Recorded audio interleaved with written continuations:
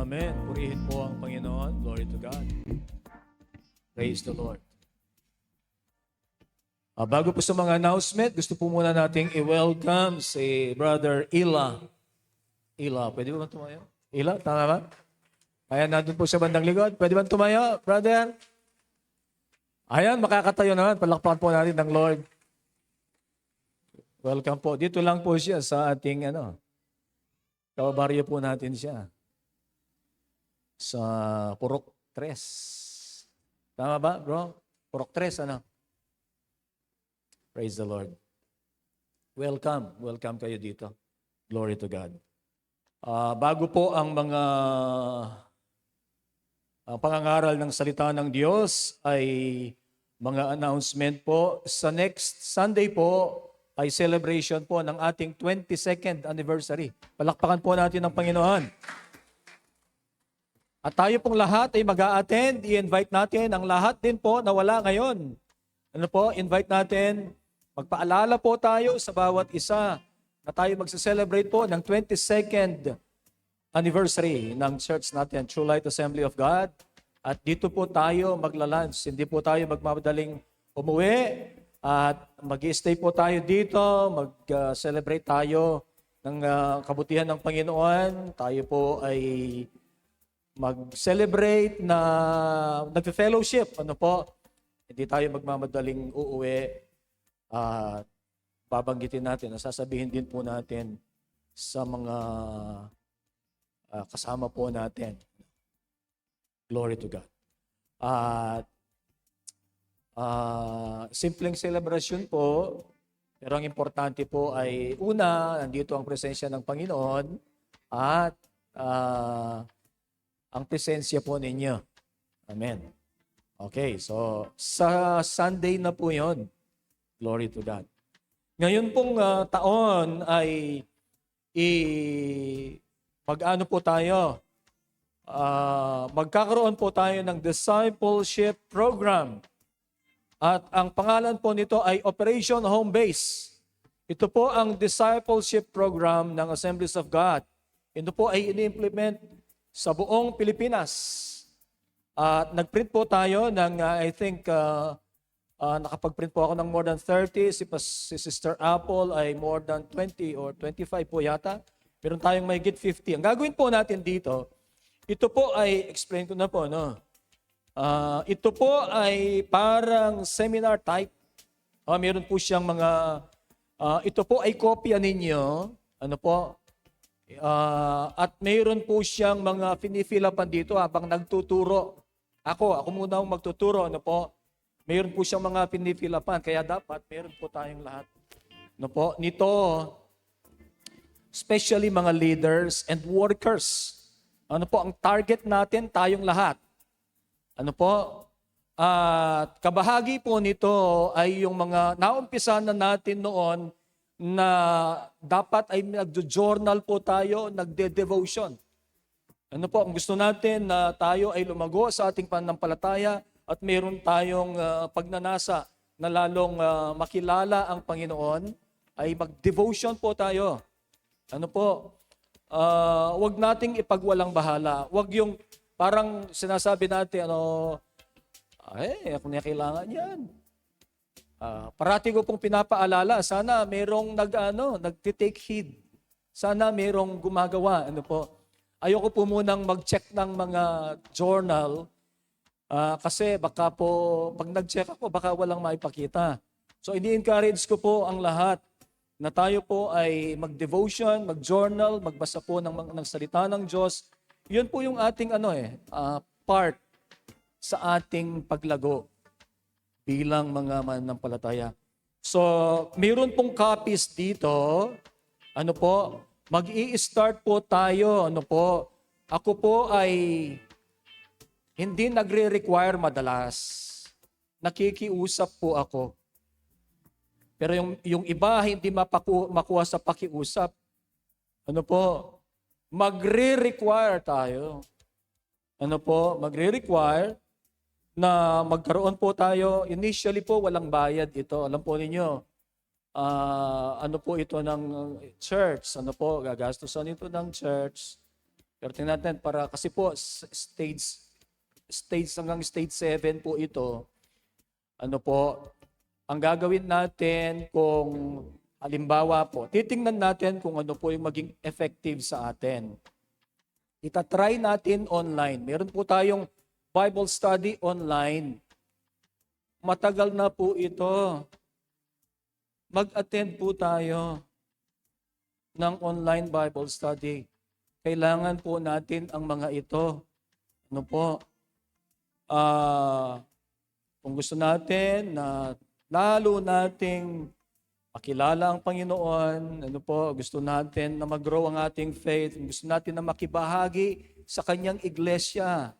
Tayo po ay part ng church na ito. Dito na po tayo. Decide na tayo, dito ako. Ano po, meron po tayong ginagawa upang lumago ang ating pananampalataya. Ano po, start po tayo, stage 1. Tingnan natin kung marami po. Kasi Sister Apple and Sister Rona, mag-e-enroll po. Dapat meron tayong attendance dito. Ano po, bago tayo mapunta doon po sa stage 2, which is fire up. Yun po ay parang ano yan kung familiar po tayo sa encounter, yun po ay parang encounter. Ano po, it's a 2 days na retreat. Magkakaroon po tayo ng retreat pagkatapos po ng 8 lessons na ito. Hindi po tayo makakapag-retreat kung hindi po natin matapos ito. Kukuha po kayo, ano po, lalagyan nyo po ng pangalan.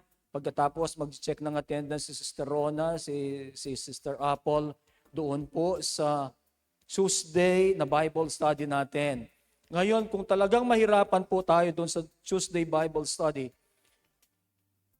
mag-a-adjust po tayo. Titingnan natin kung saan tayo makapag-adjust. Ano po, doon sa mas marami ang mag-a-attend. Baka mag-Sunday tayo o kaya magdalawa. Tingnan po natin. Ano po, pero ang aking pong nasa dito ay matagal na po na tayo ay, ako po personally na maging maayos po ang ating discipleship and ang ating pong Assemblies of God ay meron po siyang ginawang mga kaparaanan upang tayo po ay magkaroon ng pwede nating i-implement sa ating church. At ako po'y nagagalak na meron po tayong ganito ngayon.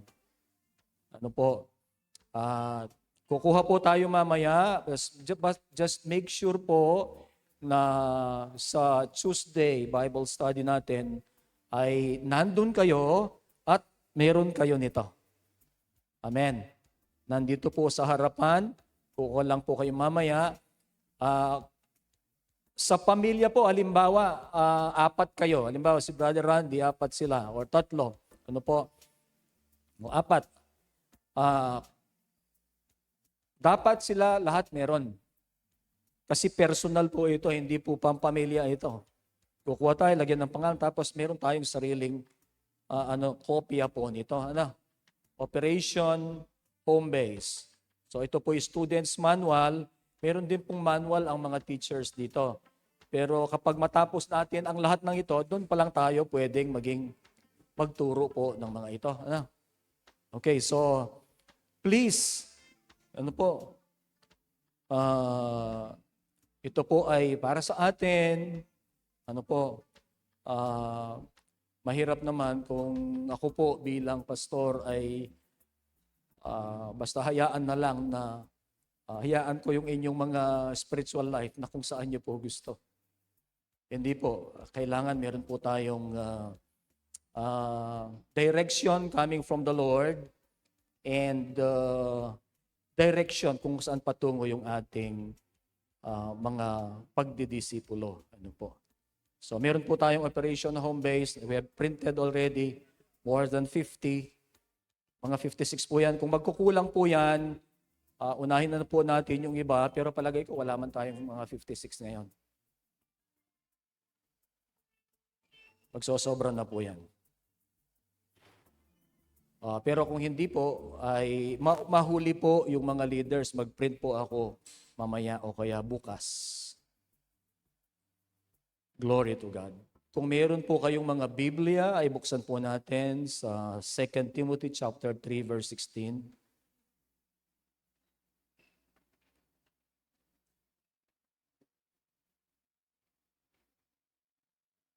2 Timothy chapter 3 verse 16, ito pong sinasabi ng salita ng Panginoon, all scripture is God-breathed and is useful for teaching, rebuking, correcting, and training in righteousness, so that the servant of God may be thoroughly equipped for every good work. Nagpapasalamat kami, Panginoon, sa pagkakataon na ito na kami po ay magkatipon, pwedeng sumamba at magpuri, magbigay ng parangal sa isang dakilang Diyos at makapangyarihang Diyos. Pangunahan mo po kami. Hinihiling namin ng banal na Espiritu ay kumilos sa aming pong mga buhay. Ikaw ang magsalita, Panginoon. We pray for the mighty moving of the Holy Spirit. Lord, touch our hearts. Lord, we pray that we can dedicate our lives to you. Maging tapat kami, Panginoon. Ang aming mga buhay ay, Panginoon, ialay namin ng totoo at tunay sa iyo. Ikaw ang nakakakita ng bawat puso namin, ng bawat isip namin. And we just pray, Lord God, na totoo sa puso namin, O Diyos, ang ikaw ay parangalan, itanghal, na ikaw ang lahat-lahat sa amin. Na totoo sa puso namin ng aming pagsamba sa iyo. Nawa makita mo mga puso namin na nagtatapat. Ang buhay namin ay naiaalay sa iyong paanan. Alisin mo ang anumang kataasan sa aming mga buhay. Lord, hinihiling ko po, Diyos, na ang pangangaral ng iyong mga salita ay ayon lamang sa iyong kalooban. Anumang distraction ng kalaban na aming sinasaway, anumang panlilinlang na kaaway, aming sinasaway in Jesus' name. Salamat, Panginoon. Purihin at pasalamatan ka. Ito po aming panalangin. Amen. Ang buwan po ng January ay maliban sa ito ay unang buwan ng taon, ay ito po ay nagsa-celebrate tayo ng Bible Month. Bible Month. At ang huling Lunes ng January ay Bible Day yata. Bible Day. Hindi ko alam kung God's Word Day yata. Basta ito po'y patungkol sa salita ng Panginoon. Hallelujah. Ang mensahe po ang pamagat, authority of God's Word. Tayo po'y nagpapasalamat sa Diyos sa Kanyang ibinigay na bayan sa atin, na bansa. Amen. We give thanks to God because God has given us a beautiful country. Maraming mga magagandang tanawin. Marahil hindi pa lang natin napuntahan. At sabi nga po ng encouragement nila ay pumunta muna tayo, maging local na turista muna tayo bago magturista sa ibang bansa. Mas marami tayong pwedeng puntahan na magaganda. Ang bang pwedeng puntahan? Dapat po, nasa Palawan ako. Bukas. Pero meron pong conflict final exam po ng mga bata. I was not able to attend the LAMI ng Assemblies of God. Malungkot po ako. Ang gagastusin ko doon, it should have been shouldered by the section. Anyway, kung minsan talaga pong ganon. Nakita ko sana yung Palawan. At ang isa po sa malaking church ng Assemblies of God ay nandun. Yung isang nag-speak po sa atin minsan. Malaki po yung church nila doon. Maganda ang Pilipinas. Ano po? At salamat po dahil hindi lamang po doon sa magandang tanawin, we are governed by laws. Hindi po tayo magulong bansa. Ano po? Meron tayong mga sinusunod na mga batas, in place po yung constitution natin, sinusunod ang mga laws natin. But they say that laws should go with the time. Dapat doon sa kapangangailangan ng mga tao sa kanilang panahon. Ano po? Dahil mayroong mga batas na nagiging obsolete. Kaya nga nung pinalitan yung 1935, meron pa bang ibang constitution? 1935, 1987. Ano po? Some laws are enhanced. Inaayos to go with the times at doon sa needs. And obsolete, nagiging obsolete yung iba, ina-abolish na, ini-enhance yung iba, pero nagpapasa pa rin ng mga ibang mga bagong batas. Halimbawa, batas sa piracy. O kaya batas sa mga online. Hindi po ba? Dahil noon, wala namang online. Pero mga batas na ginagawa po. Hallelujah. Kailangan po nating ipag-pray. Sabi nila, mayroong mga lumalakad na People's Initiative patungkol doon po sa pagpapalit ng ating saligang batas. Hindi ko po alam kasi wala pa yata tayong pinirmahan dito sa ating barangay. Ano po? Pero doon sa ibang mga parte ng Tarlac, meron. They say that it was a People's Initiative, but I think otherwise. Ano po? Merong mga plano ng constitutional changes that maybe the government is planning. Baka matuloy po yan. Nasa balita na. Ano po? Na magkakaroon po ng mga constitutional changes. At sabi nila ito ay patungkol sa mga economic changes.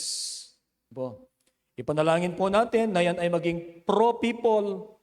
Ano po? Pro-poor. Because if the leaders would only protect the powerful and the wealthy, then tayo po bilang mga malilit na mamamayan ay kawawa. But there is a higher law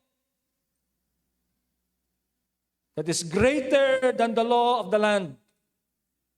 And this law doesn't change. It will exist forever. And this law is perfect. Ang sabi po ng salita ng Diyos, heaven and earth will pass away, but my words will never pass away. Matthew 24, verse 35. Hindi po ito nangangailangan ng mga revisions para maging suitable doon sa panahon. Ano po? Hindi po ito mangangailangan ng pag-iba dahil merong mali. Sapagkat ito ay kailangan ngayon, kailangan noon, at kailangan sa darating.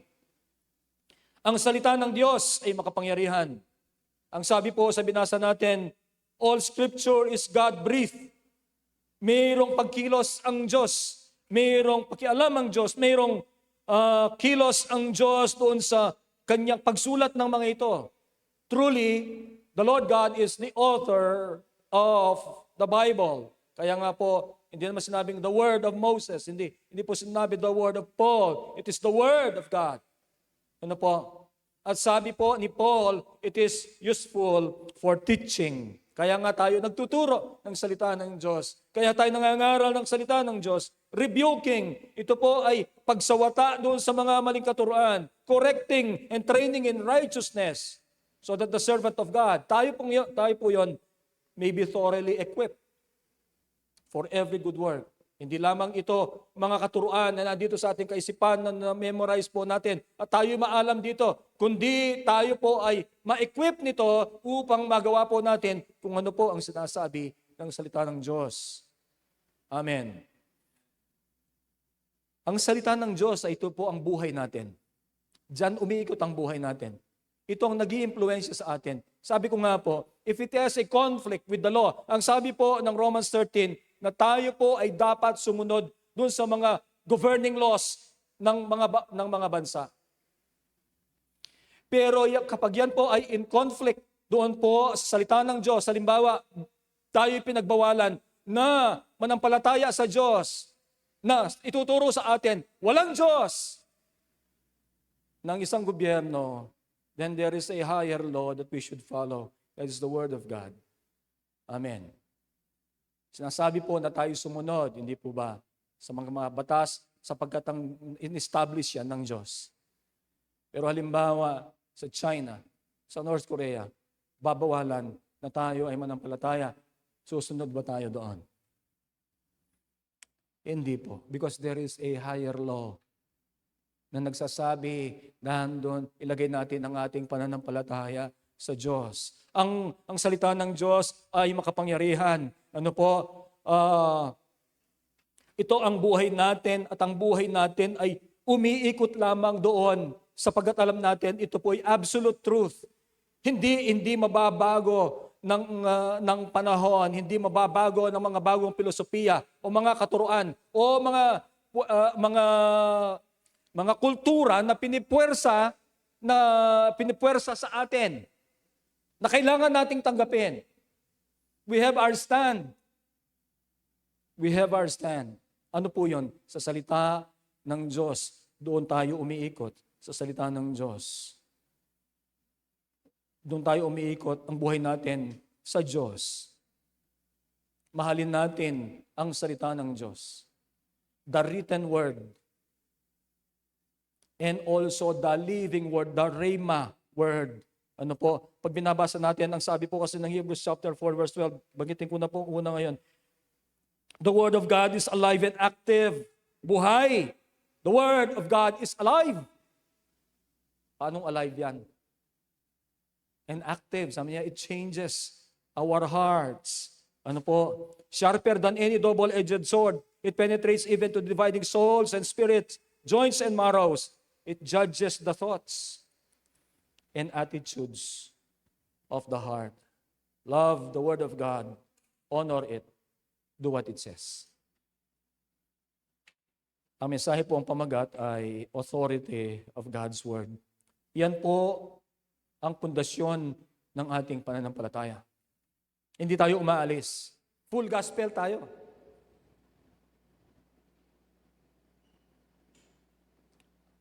Sola Scriptura. The Scripture alone. Sola Scriptura. Tayo. Ang sabi po ng 3:16 ng 2 Timothy, the Word of God is God-breathed. Nandyan ang kilos ng Diyos. Nandyan ang hininga ng Diyos. The touch of God ay nandyan. Ang Diyos, pinreserve po ang kanyang salita. There were so many persecutions of the Word of God. And all, ito po parating binabagit, statewide po yan.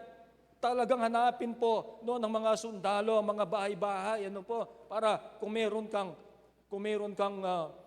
Biblia na hawak. Tapos ipadideny sa iyo ang Panginoon. Kapag hindi, papatayin ka. O kaya sa nakikita mo bago ka patayin yung mga mahal mo sa buhay.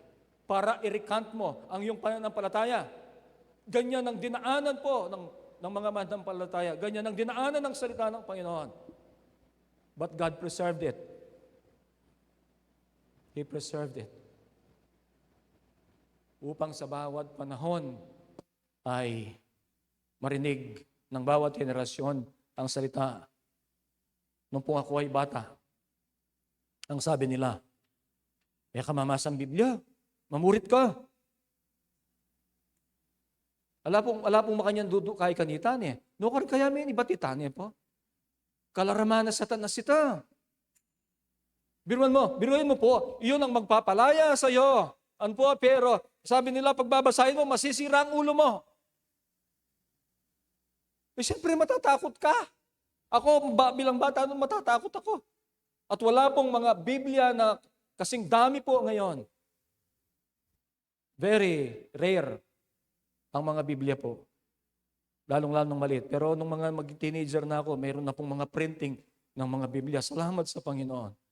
God preserved it. Ano po? Ang sabi ng salita ng Panginoon, mananatili ang kanyang mga salita hanggang wakas. Heaven and earth will pass away, but my words will never pass away. It will remain until forever. Kahit na gaano ang paninira po dito, it will remain forever. Hindi nila masusuppress ang kapangyarihan ng salita ng Panginoon. At ito ang pundasyon ng ating mga pananampalataya. We use it for teaching. Kagaya po ngayon, we use it for teaching. No po, ano ba ang dapat nating paniwalaan? Hindi ba? Marami po ang pwedeng ituro sa bawat henerasyon, sa bawat taon, sa bawat dekada. Mayroong mga filosofiya na lilitaw. Kagaya nabanggit po kanina, mga kultura na ini-impose nila sa atin na kailangan nating paniwalaan at sundin. Pero nandito po ang salita ng Panginoon. Ito po yung maging pundasyon natin. Ito po yung maging guide natin kung ano ang papaniwalaan. Amen po ba doon? Many in our lifetime, we will encounter wrong teachings or false prophets and teachers na ituturo sa atin ng mga katuruan na palayo sa Diyos, mga katuruan na taliwas doon sa salita ng Panginoon. But the Word of God says it can be used for rebuking, it can be used for correcting false teachings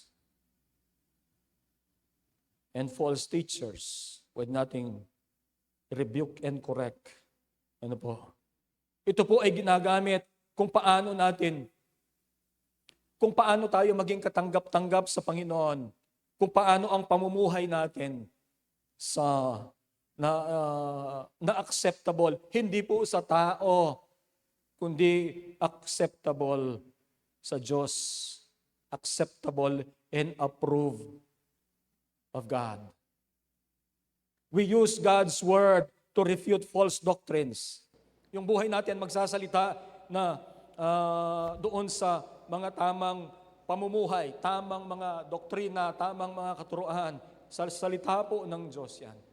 When a person, lumihis po siya sa salita ng Diyos, at meron siyang mga sariling panukala o susundin ng mga panukala ng mga filosofiya ng mundong ito, malilihis po yan. Tayo po naniniwala sa Biblia. Ito ang ating guide. Dito tayo tatayo sa pundasyon ng salita ng Panginoon. Sa pamagitan ng salita ng Panginoon, tayo po ay natitrain doon sa katuwiran ng Diyos. Dito tayo mamumuhay at tayo po ay na-equip by the Holy Spirit na gawin po ang mabuti. Pag nabasa natin, ito ang mabuti, ito ang dapat gawin, ito ang dapat sundin. Sumunod sa Panginoon. Doon po tayo tatayo. We are equipped to do good works. Saan nanggagaling yon? Sa salita po ng Diyos. Kailangan nating pakinggan ang salita ng Diyos. Kailangan tayong magpasakop sa salita ng Diyos. At hindi po natatapos doon. Kailangang makinig at kailangang gawin natin kung ano ang sinasabi nito. Ito po ang basihan natin. The Word of God is alive and active, sharper than any double-edged sword. It penetrates even to dividing souls and spirit, joints and marrows. It judges the thoughts and attitudes of the heart. At ang salita ng Diyos, it affects our whole being. Ano po ang ating kaisipan na ibagbabago, mga pananaw po natin mababago, ang puso natin, babaguhin ang salita ng Panginoon. And it compels us to weigh our thoughts. Ano ba yung daan ng isip natin? Ano ba yung parating iniisip natin? Pero pag nagbabasa tayo ng Biblia, it compels us na evaluate natin ang ating buhay, evaluate natin ang ating pag-iisip. Ito pa ay galing sa Diyos. Yung aking attitude, ito ba ay katanggap-tanggap sa Diyos? Yung ating laman ng puso natin, ng isip natin, mga pandaraya sa kaisipan at puso, mga pandaraya na ating ginagawa, It compels us to weigh our thoughts and attitudes because the Word of God penetrates deep into our soul and our spirit. Gagawin po niyan ng salita ng Diyos ang kanyang intention. At yan ay tatago sa ating mga puso. If we let the Word of God, if we must hear it, or kung papayagan natin, hayaan natin na yan ay pumasok sa ating isip at puso. Because merong parabol ang Panginoon kasi. Sabi niya, merong isang mga hasik na naghasik. Na, yung iba po, hindi man lang napunta sa isip ng tao, kinuha na ng kalaban. Nahasik po yan, sabi ng Panginoon, yan ay binhi na parang nahasik doon sa matigas na lupa. Hindi man tumubo, kinuha na ng kalaban. Ano po? Huwag nating hahayaan na ganon. Na hindi man tumubo sa puso natin ang salita o ang binhi na naitanim. Ano po, kagaya ngayon, merong mga natatanim sa ating mga puso at kaisipan, huwag nating hayaan na nakawin yan ng kalaban. Ano po? We do not live on bread alone, but from every word that comes from the mouth of God. Ang sabi po ni Jesus. And the Lord Jesus, alam po ba ninyo, kinote niya yan sa Deuteronomy. Doon sa chapter 4 ng Matthew, ng Panginoon about sabihin, nung siya po ay tinetempt ni Satanas, ang bawat sabihin po ni Jesus Christ, they were quoted from the Old Testament. Foundation of faith. Yan po ang pundasyon natin. Kung ano yung papaniwalaan natin, kung paano natin i-conduct ang sarili natin. Ano po? Our foundation of faith. Pangalawa po, authority of God's Word. Bakit yan ang authority natin?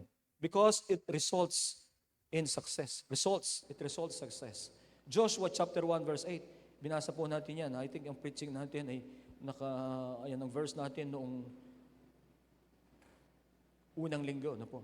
Keep this book of the law always on your lips. Meditate on it day and night so that you may be careful to do everything written in it. Then you will be prosperous and successful. Tayo po, gusto natin maging prosperous. Tama? Tayo gusto natin maging successful. Bilang mananampalataya, iyan po ang basahin natin. Meditate on the Word of God. Be careful to do everything written in it. Then you will be prosperous and successful. Hindi po magkakabula ang salita ng Panginoon. Mangyayari po yan kung ano ang sinabi nito. Ano po? Sa Psalm 1. Ano po? Verses 2 to 3. But those whose delight is in the law of the Lord and who meditates on His law day and night, that person is like a tree planted by streams of water which yields its fruit in season. You want to be fruitful? Ayan po. Which yields its fruit in season and whose leaf does not wither. Whatever they do prospers. Whatever they do prospers. Balikan po natin ang Joshua. Ang Panginoon, kinumand po si Joshua before they were to enter the promised land. Iyan yung sinabi niya sa Joshua chapter 1 verse 8. Ang Diyos ang nagsasalita po sa kanya.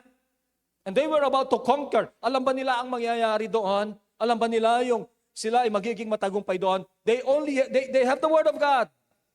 Pero wala pang conquest. Wala pa silang pagsakop. Ano po? He commanded Joshua, no? Na ito po ang sinasabi, keep the book of the law. Keep the book of the law, meditate on it day and night, carefully doing everything written in it. Ibig po sabihin, dapat ma-quote mo, sabi niya, keep this book of the law from your lips. Manatili yan sa iyong mga labi. I-quote mo, i-memorize mo, ma-quote mo. Basahin mo, i-meditate mo, isip-isipin mo. Araw at gabi. At gawin mo ito carefully, do everything written in it. Hindi po sinabi ng Panginoon kay Joshua, mag-train kayong mabuti, militarily, marami kayong kalaban doon, palakasin ninyo ang inyong army. Hindi po sinabi ng Diyos yun. Diskarte na siguro ni Joshua yun. No? Ang sabi ng Panginoon, dito kayo, ito ang salita ng Diyos. Huwag mong hayaan na mahiwalay ka salita ng Diyos. Talikuran mo ang mga bagay na naghihiwalay sa iyo sa salita ng Diyos. Dito ka. Meditate on it day and night. Gawin mo kung anong sinasabi nito. It will result in, ano po ang sabi niya, mga sinabi ni Joshua ito no? O ng Panginoon kay Joshua ito. Bibigyan siya ng strength. Bibigyan siya ng courage. Bibigyan siya ng prosperity. Bibigyan po siya ng success. Gusto po natin yun, hindi po ba? Di gawin po natin ito. At the end of the day, what matters most ay sinabi ng Diyos. Nangyari ba ito? Sa Joshua chapter 1, ang sinabi niya, ito ang gawin mo, manatili ka dito, meditate, day and night, do it. Ano po? It will result in prosperity, and it brings strength, courage, and it promises the presence of God. Sa Psalm 1, balikan natin yung Psalm 1, ay yung mga tao that they delight in the law and meditate on the law, the name of the Lord, the word of the Lord. They are like a tree planted by the streams.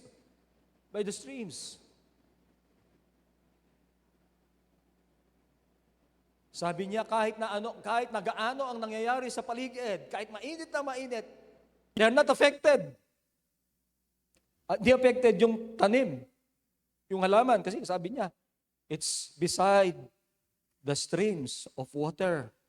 Whatever he does prospers. Psalm 1, Joshua 1.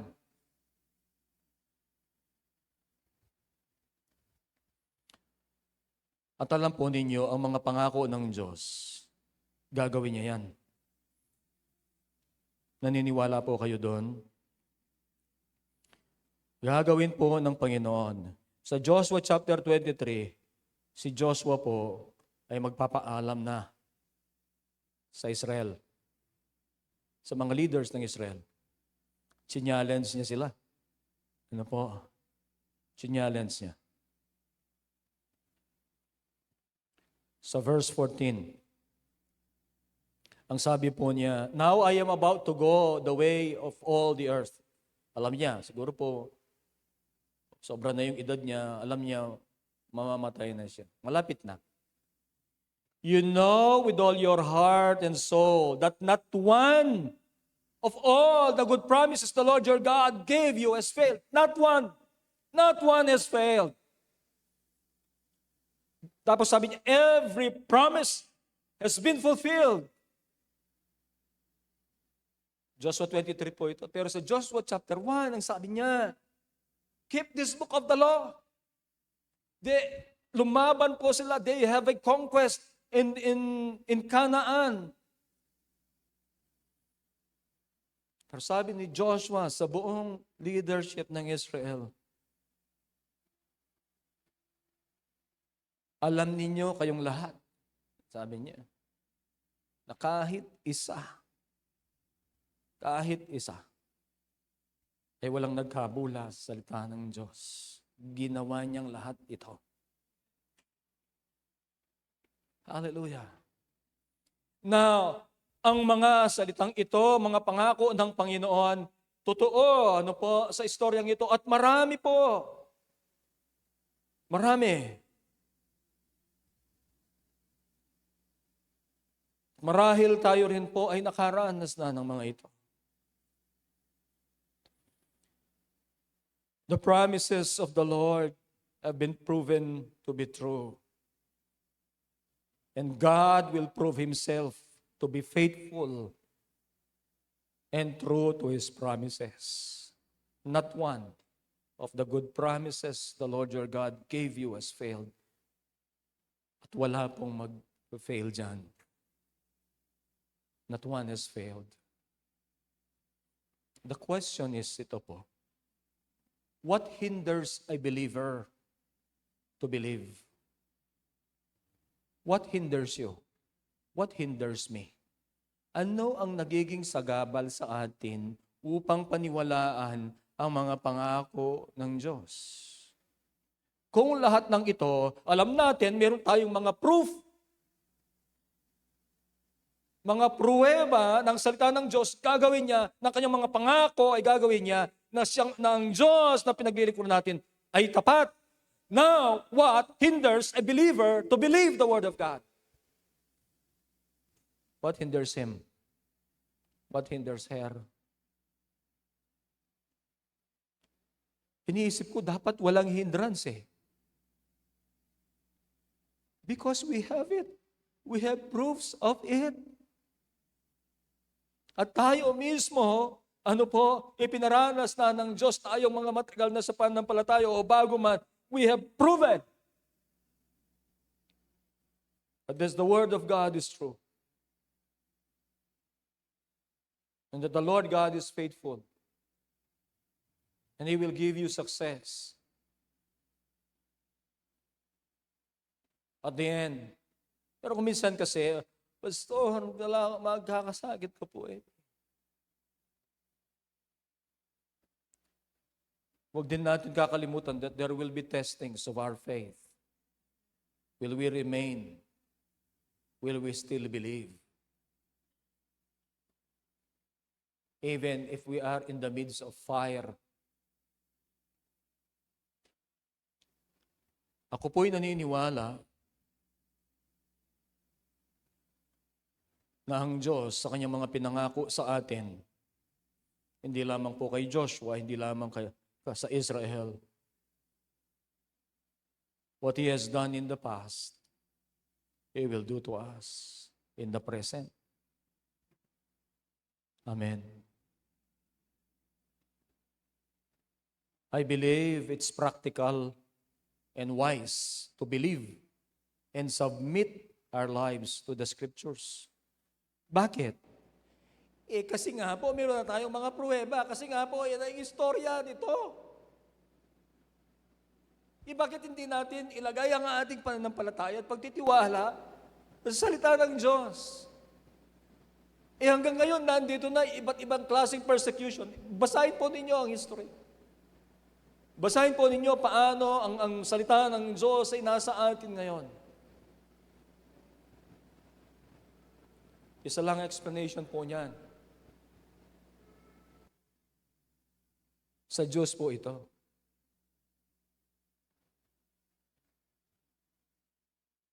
Darating po ang panahon, yung pang hindi pa na-fulfill, kagaya ng Revelation, mangyayari po yan. Makita man natin o hindi, gagawin po ng Panginoon. Amen.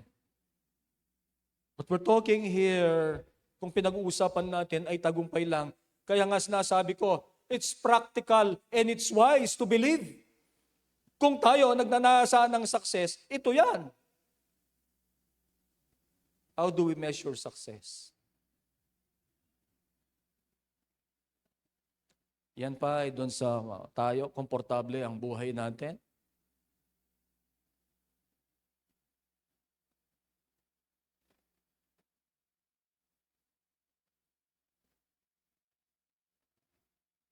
Yung tayo ay mayroong mga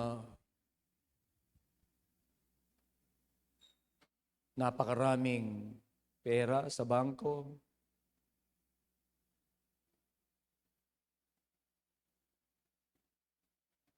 Yun po ba ang hinahanap natin?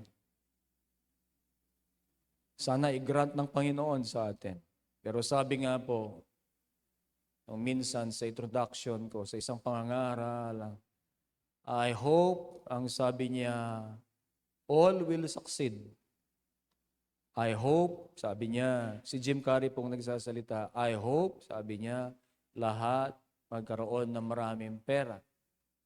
At yung lahat ng nais nila ay maranasan nila para malaman nila na hindi iyon ang sagot.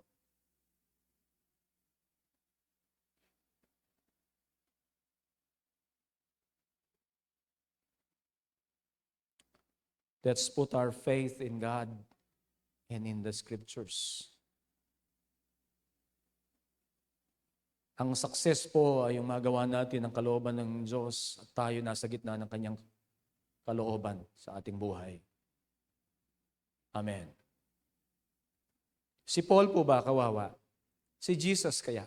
Si Jesus po. Failure si Jesus.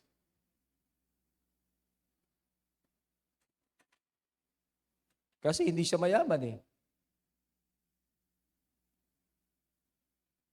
Failure po ba? Ang basihan ba ng success? Sabi ni Jesus Christ, sabi ng isang tao sa kanya, Lord, sasama po ako sa iyo. Alam ni Jesus, siguro gusto niya sumama, baka gusto niya maging magaan ang buhay niya. Ang sabi niya, foxes have holes and birds have nests. But the Son of Man has nowhere to lay his head. Wala man siyang bahay na matulugan. Wala siya sarili. But praise God, ang sabi po, from the beginning was the Word, and the Word was with God, and the Word was God, and the Word became flesh. At sabi po ng Psalm, the earth is the Lord's and everything in it. Siyang nagmamay-ari ng lahat. Pero nagkatawang tao siya. Ano po, tanong, pinako siya sa krus. Doon po sa standard ng tao. He was accused. And he was sentenced, a death sentence. Failure ba yun?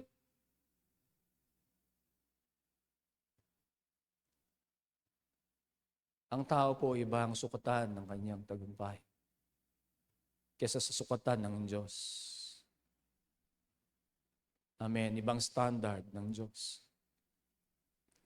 Ang success po ay yung buhay natin ay nandun sa kalooban ng Diyos.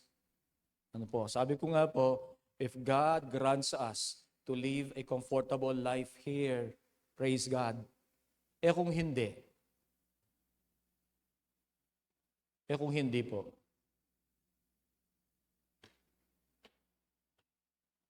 dapat nandun pa rin yung faith natin. Amen. Success. It will result in success. The Word of God will result in success. Praise the Lord. So, it's practical and wise to believe and submit our lives to the Scriptures. Pangatlo po, ang salita ng Panginoon, it brings us eternal life. Doon po sa John, si Jesus ang nagsasalita nito, 5:39. Ang sabi po ay, you study the Scriptures. Jesus, ano po nagsasalita? You study the Scriptures diligently because you think that in them you have eternal life. We have eternal life. Sabi ni Jesus, pinag-aaralan ninyo ang salita ng Diyos, Scriptures, the Old Testament. Because you think that in them you have eternal life.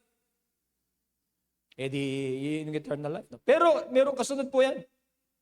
These are the very Scriptures that testify about me. Ang point ay ito. Ang sinasabi ni Jesus sa mga Hudyo, you study the Scriptures. And you think that eternal life is in the Scriptures. Pero sabi ni Jesus Christ, yung mga Scriptures na yan, they are Scriptures That speaks about me. The scriptures should point you to Jesus Christ. The scriptures should ultimately point us to Jesus Christ. Ganito po, sa Old Testament. Old Testament. Passover. Yung pong ng Diyos, inutos po niya si Moses, na inutusan si Moses ng mga salita, they would kill a 1-year-old lamb. Pagkatapos, yung dugo ay iaano po sa mga pintuan, sa mga hamba ng mga bintana. The Passover speaks of Jesus Christ. Jesus Christ ay namatay po sa Passover. Dun sa araw ng Passover. Basahin po natin ang Biblia. Passover po yun. The Old Testament, yung Passover na yon, ay nagsalita ng pagdating ng tagapagligtas. The Old Testament is speaking about Jesus Christ. It's a glimpse of what Christ has done, the Old Testament. Ang sabi ni Paul, yan ay parang salamin. Ano po? Ngayon, hindi natin makuha siguro. Kasi yung mga salamin noon, brass po yata. No? Hindi yung kagaya ng mirror natin ngayon na makita-kita mo yung mukha mo. Noon parang hindi ganun kalinaw. The scripture should point us, ultimately point us to Jesus Christ. Si Abraham at saka po si Isaac. When God told Abraham, you sacrifice your son, Isaac. It speaks of the coming of Jesus Christ, God the Father, giving up His Son. Para po sa atin, doon sa mountain. Mountain din yun eh. It's a picture of what Christ will do. You study the scriptures because you think in them you have eternal life. They are the very scriptures, sabi ni Jesus, that speaks of me. Salvation is found in scriptures, but it will point you to Christ. It will point you to Christ.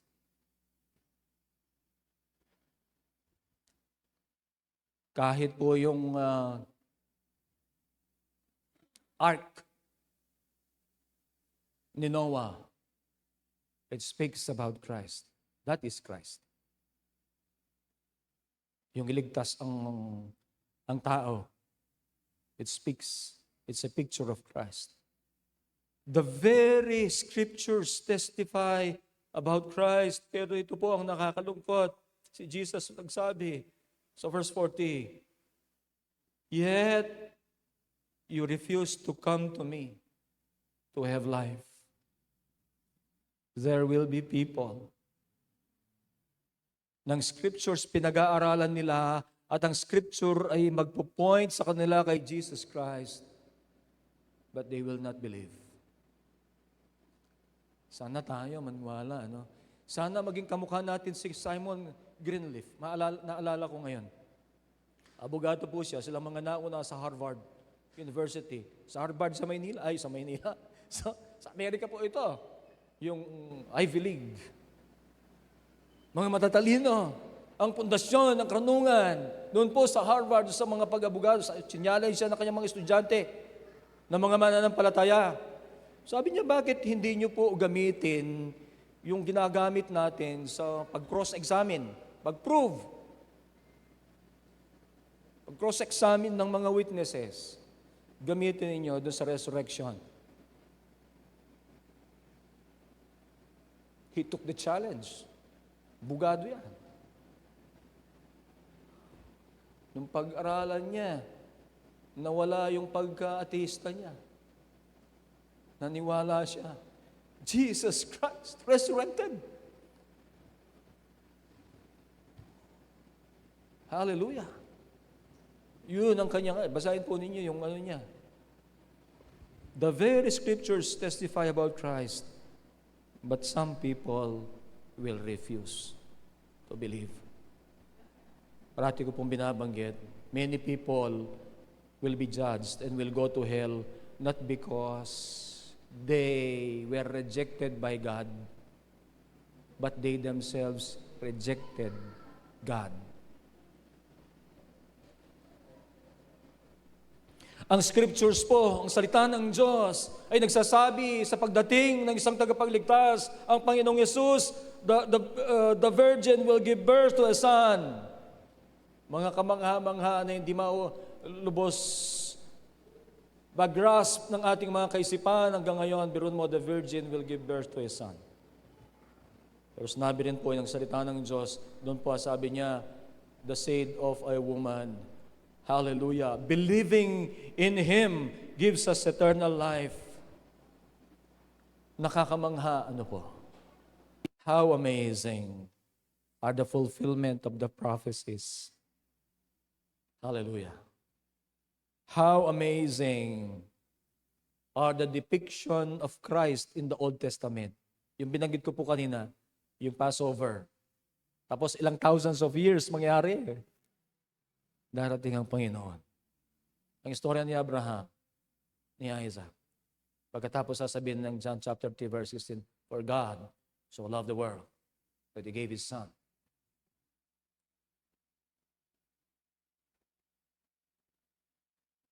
The point here is, Jesus Christ is the center of the Scriptures. Amen. Jesus Christ. Sinasabi siya ng Old Testament. Sinasabi siya ng New Testament. Pinaniwalaan natin ang ginawa ng Panginoong Yesus. Yung mga nauna sa atin, tinitang nila ang pagdating ng Panginoong Yesus. At doon sila maliligtas. Hallelujah. How amazing are the fulfillment of the prophecies. Jesus is the center of the Scriptures. Jesus should be the center of our lives. Jesus should be the center of our church. He is the way to the Father. Sabi, I am the way, the truth, and the life. No man comes to the Father except by me. Hallelujah. He is the way to eternal life. He is the way to eternal life.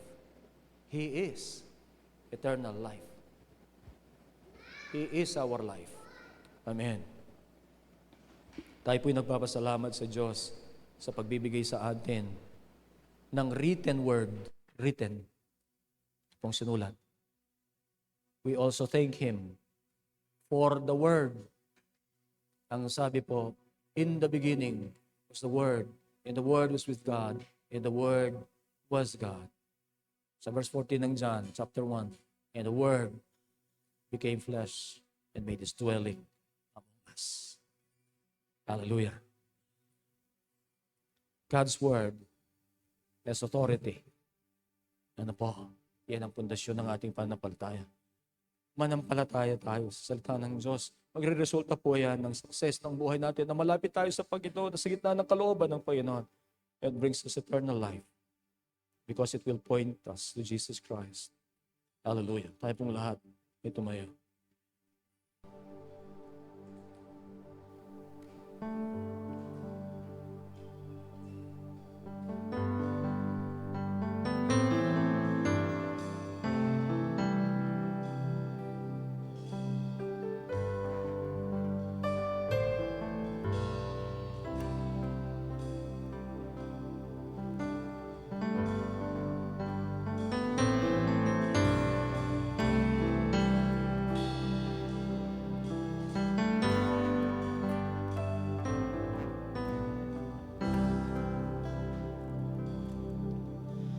Jesus at the center of it all.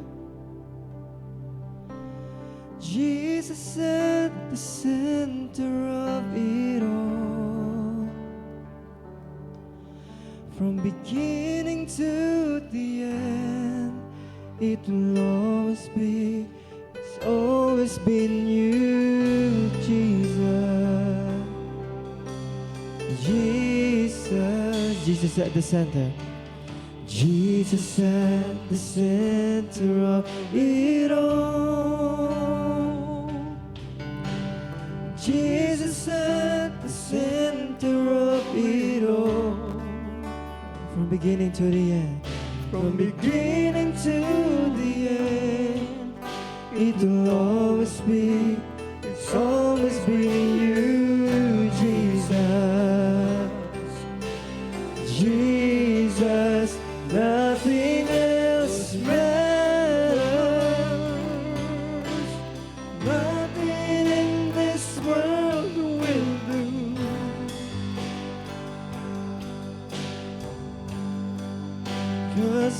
Jesus, you're the center. Everything revolves around you. Jesus, you at the center of it all.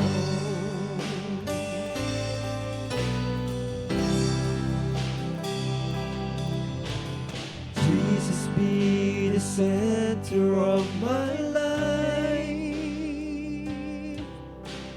Jesus, be the center of my life. From beginning to the end, it will always be, it's always been you, Jesus. Oh, Jesus, Jesus, nothing else matters. Nothing in this world will leave. 'Cause Jesus, you're the center. Everything revolves around you. Jesus, you. From my heart to the heavens, Jesus, be the center. It's all about you. Yes, it's all about you. From my heart to the heavens, Jesus, be the center. Lord, hallelujah. It's all about you. Yes, it's all about. From my heart to the heavens, Jesus, be the center. It's all about you. Yes, it's all about my heart. From my heart to the heavens, Jesus, be the center. It's all about you. Yes, it's all about you.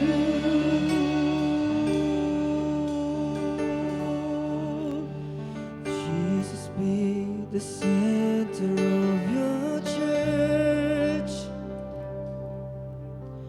Jesus, be the center of your church. Yes, Lord.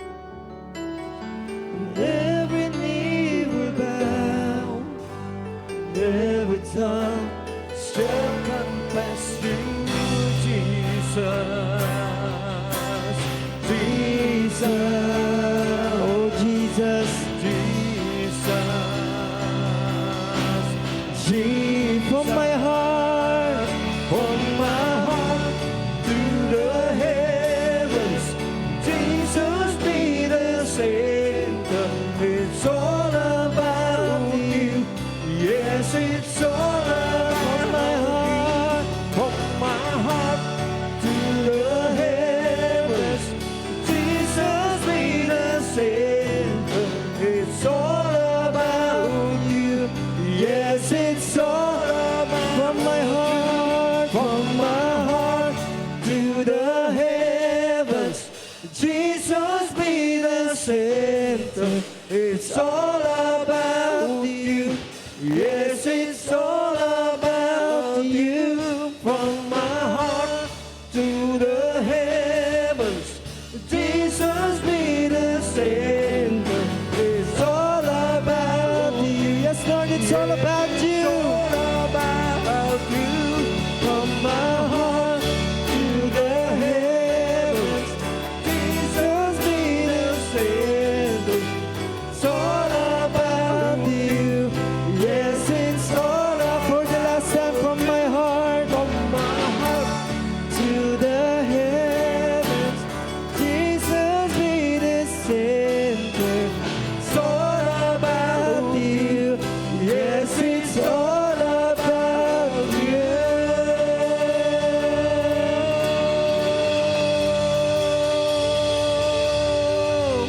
Hallelujah. Amen. Amen. Salamat, Panginoon. Binigay mo sa amin ang iyong mga salita. Salamat sa kapangyarihan nito sa aming mga buhay. Ito po ang pundasyon ng aming pananampalataya. Salamat sa pagsunod namin, Panginoon, ay magre-resulta ito ng tagumpay, ng pagpapalakas. Salamat, magbibigay ito sa amin ng buhay na walang hanggan. Manatili, O Diyos, ang pagmamahal namin sa iyong mga salita. At i-commit namin ang aming buhay dito, Panginoon. Sa pagbabasa, sa pag-meditate, at pagsunod nito. Salamat po. Pagpalain mo ang iyong mga anak, O Diyos, naririto. We pray that we will always be committed to you. We will always give honor and glory to your name. Salamat po. Ang iyong mga anak, Panginoon, na naririto, pagpalain mo po, iparanas ang biyaya ng Panginoong Jesucristo, ang pag-ibig ng Ama, at ang pakikiisa ng banal na Espiritu. Amen. Amen.